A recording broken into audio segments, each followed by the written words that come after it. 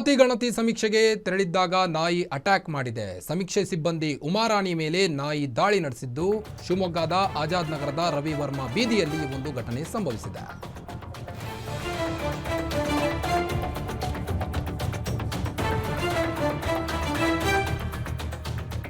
ಜಾತಿ ಗಣತಿ ಸಮೀಕ್ಷೆಗೆ ತೆರಳಿದ್ದಾಗ ನಾಯಿ ಅಟ್ಯಾಕ್ ಮಾಡಿದೆ.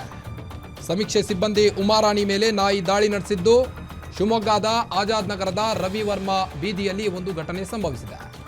ಅಬ್ಬಲ್ಗೆರೆಯ ಸರ್ಕಾರಿ ಒಂದು ಶಾಲೆಯ FDA ಆಗಿರುವಂತಹ ಉಮಾರಾಣಿಯವರು ಸಮೀಕ್ಷೆ ಮುಗಿಸಿ ಮನೆಯಿಂದ ಹೊರಬರುವ ವೇಳೆ ನಾಯಿ ಅಟ್ಯಾಕ್ ಮಾಡಿದೆ.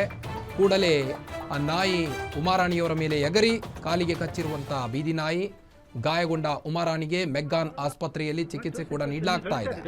ಅಧಿಕಾರಿಗಳ ವಿರುದ್ಧ ಆಕ್ರೋಶ ಹೊರ ಹಾಕಿದ ಉಮಾರಾಣಿಯವರು ಈ ದೃಶ್ಯದಲ್ಲಿ ಗಮನಿಸಬೇಕು.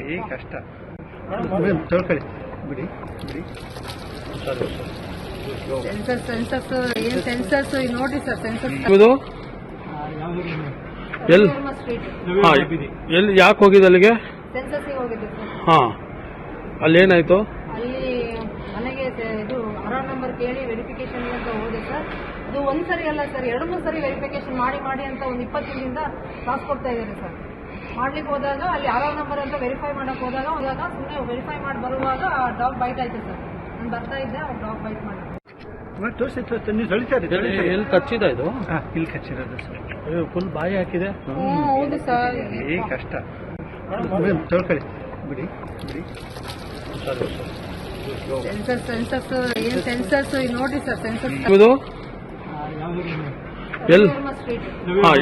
ಎಲ್ಲಿ ಯಾಕೆ ಹೋಗಿದ್ದು ಅಲ್ಲಿಗೆ?